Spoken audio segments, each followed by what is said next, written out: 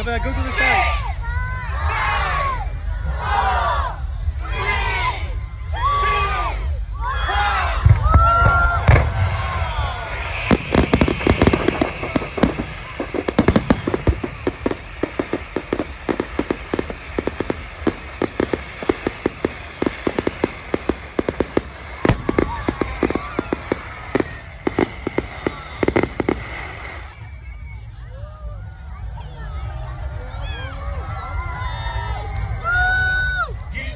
That the timing was outstanding and it was very exciting, but we're not worried about that. Will you please give Lily a cheer? And what was